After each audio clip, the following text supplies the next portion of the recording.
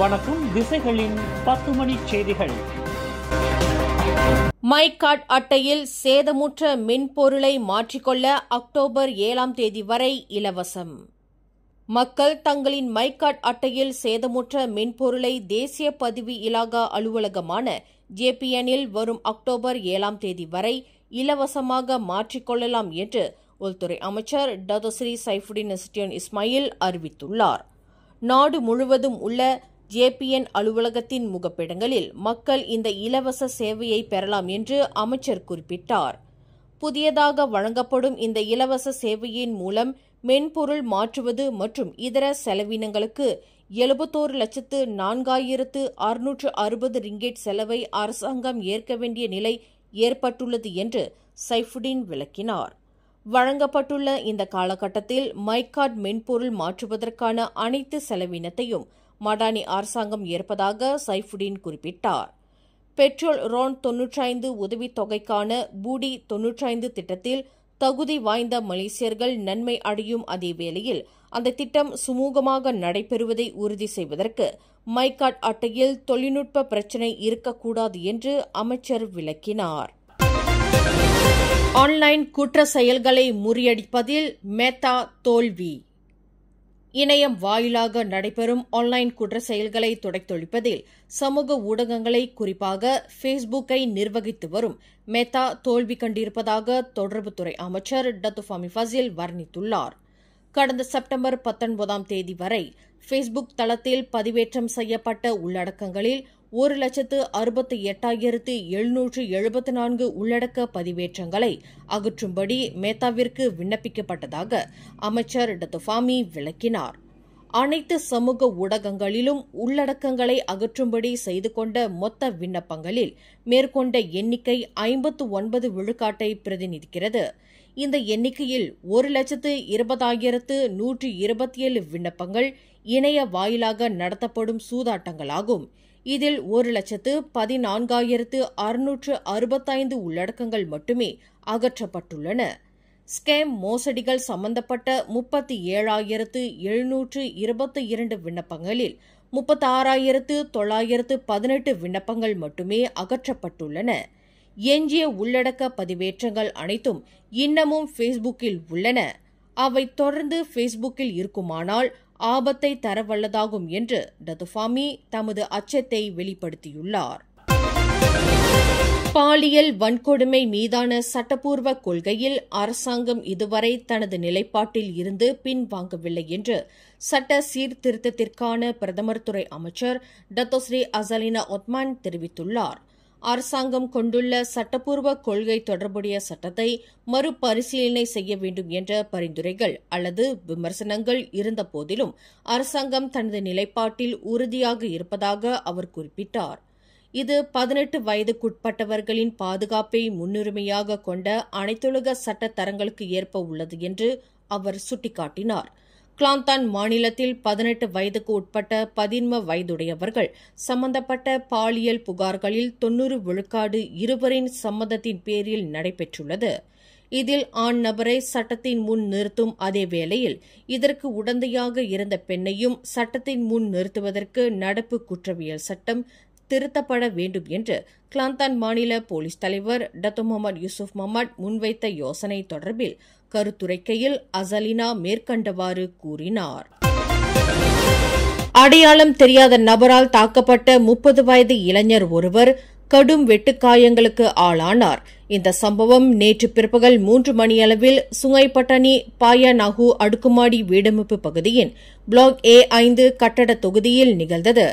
கடும் காயங்களுக்கு ஆளான அந்த இளைஞர் அடுக்குமாடி வீடமைப்பு பகுதியில் தனது அண்ணனின் வீட்டிற்கு சென்றிருந்தபோது இந்த சம்பவம் நிகழ்ந்தது. தனது அண்ணன் வீட்டில் இல்லை என்று அவரின் அண்ணி கூறியுள்ளார்.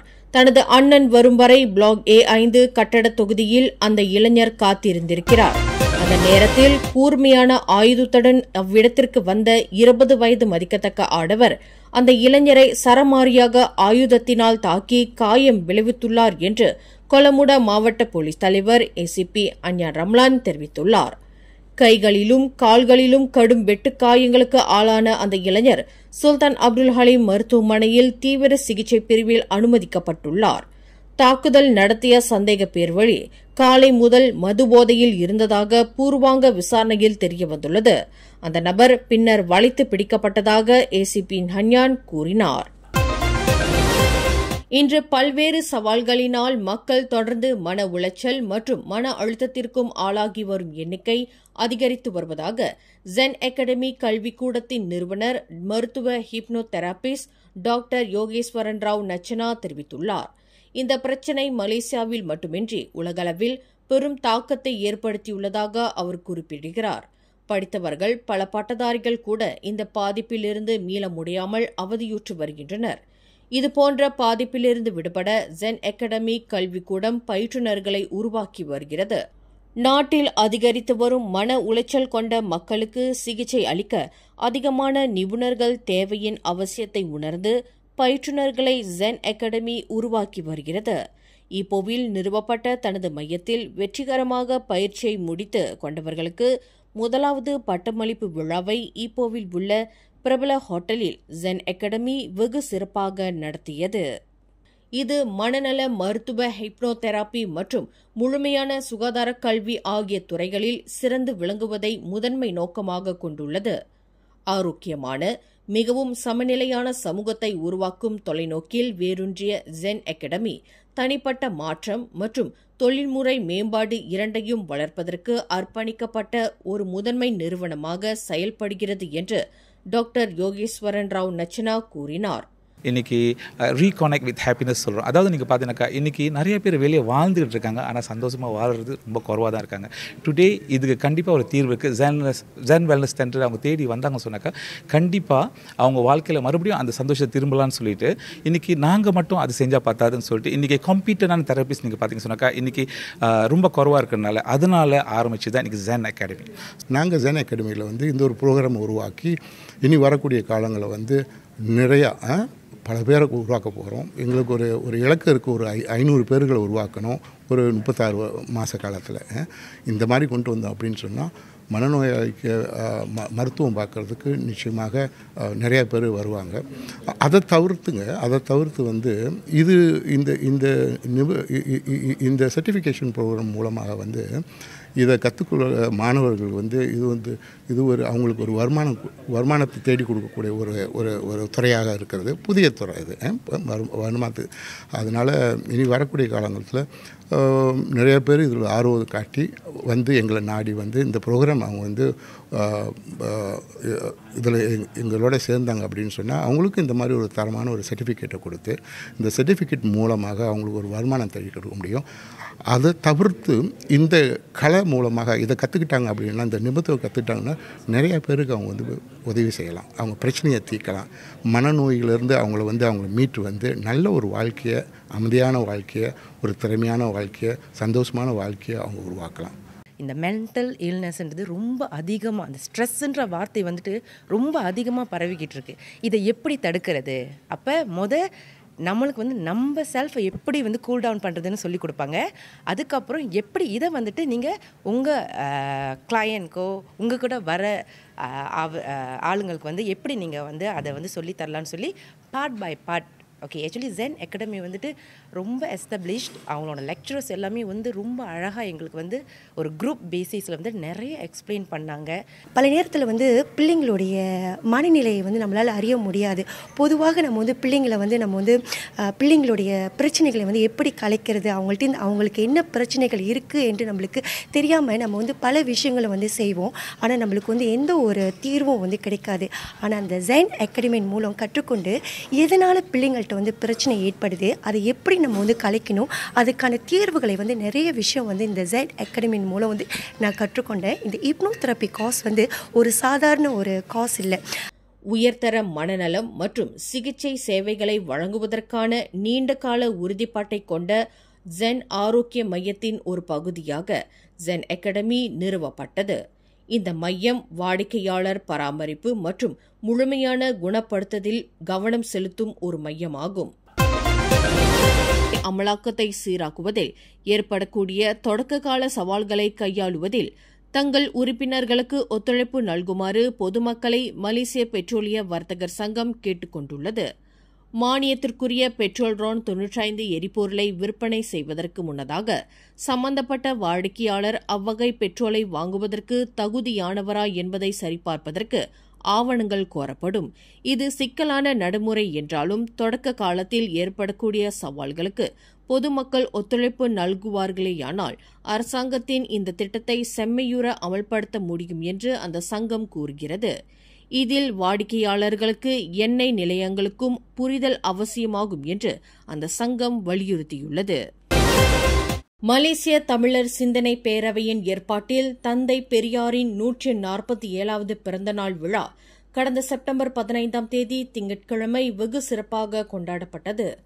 ஷாலாம் செக்ஷன் 19 உள்ள பொது மண்டபத்தில் மலேசிய தமிழர் சிந்தனை பேரவையின் தலைவரும் எழுத்தாண்மை ஏந்தலுமான பெரு ஆ தமிழ்மணி தலைமையில் நடைபெற்ற தந்தை பெரியாரின் 147வது அகவை நன்விழாவில் முன்னாள் துணை அமைச்சர் தான்ஸ்ரீ க குமரன் சிறப்பு பிரமுகராக கலந்து சிறப்பித்தார்.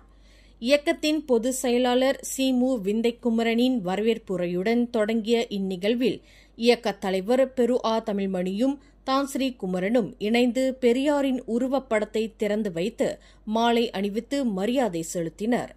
நிகழ்வில் சிறப்புரையாற்றிய தான்ஸ்ரீ குமரன், நீண்ட நெடிய வரலாற்றைக் கொண்ட மலேசிய இந்தியர்கள் 200 ஆண்டுகள் ஆகியும் இன்னமும் கேலிக்கும் கிண்டலுக்கும் ஆளாகி வரும் ஒரு சமூகமாக விளங்கி வருவது குறித்து தமது கவலையை வெளிப்படுத்தினார்.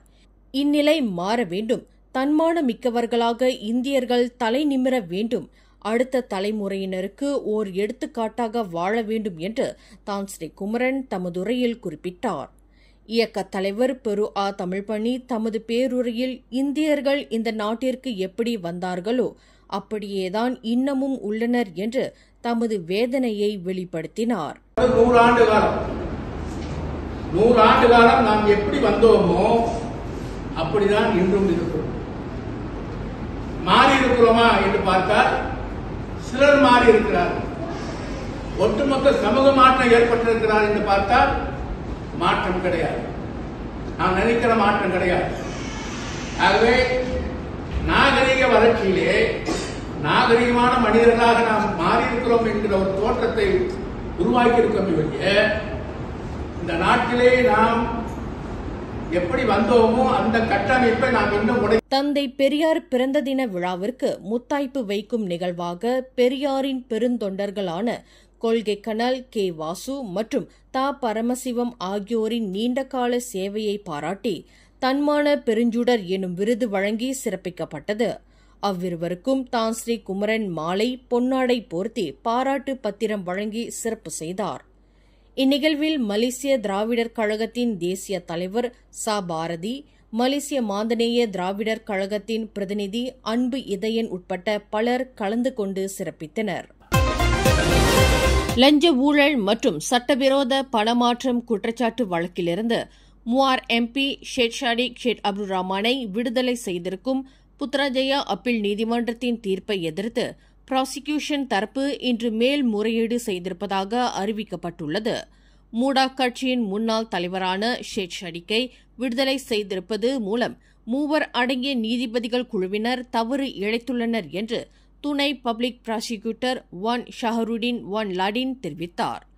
ஹமட் ஜைடி இப்ராஹிம் தலைமையிலான 3 அடங்கிய அப்பீல் நீதிமன்ற குழுவினர் ஷேட் ஷாடிக்கிற்கு விதிக்கப்பட்ட 7 ஆண்டு சிறை, 2 பெரும்படி தண்டனை மற்றும் 10 மில்லியன் ரிங்கிட் அபராதத்தை ரத்து செய்திருப்பது மூலம் சட்ட அம்சங்களில் அவர்கள் தவறு இழைத்துள்ளனர் என்று 1 ஷஹருடின் குறிப்பிட்டார்.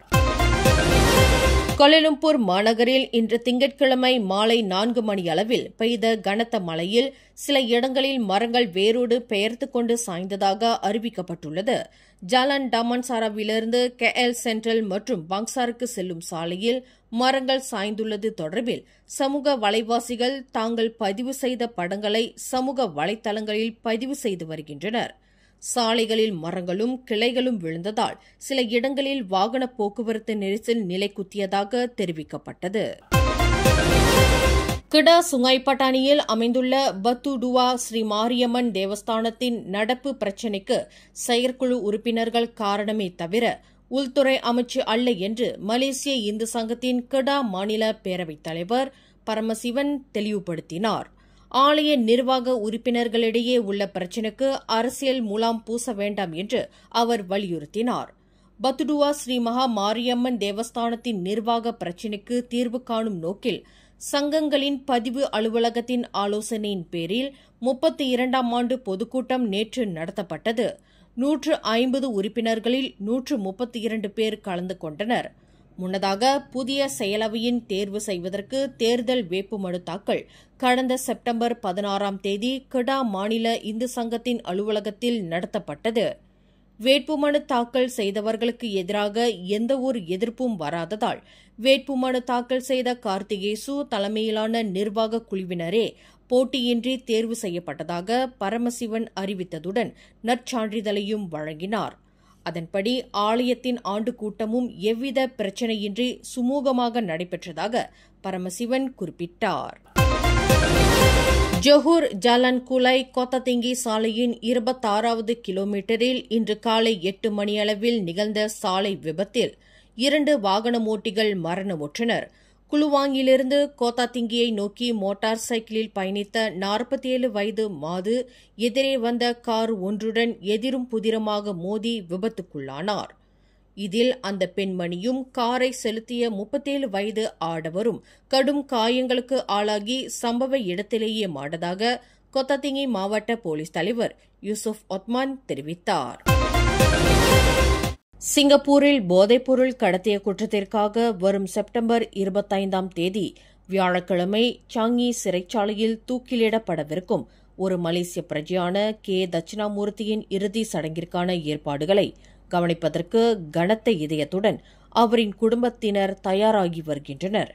தங்களின் மகன் மரணம் உறுதி செய்யப்பட்டு விட்டதால் அவரை காப்பாற்றுவதற்கு இனி வேறு வழி இல்லாத நிலையில் அவரின் நல்லடக்க சடங்கிற்கான ஏற்பாடுகள் செய்யப்பட்டு வருவதாக 39 வயதுடைய அந்த மலேசிய இளைஞரின் தாயார் தழுதழுத்த குரலில் கூறியதாக அவரின் முன்னாள் வழக்கறிஞர் எம் ரவி தெரிவித்தார்.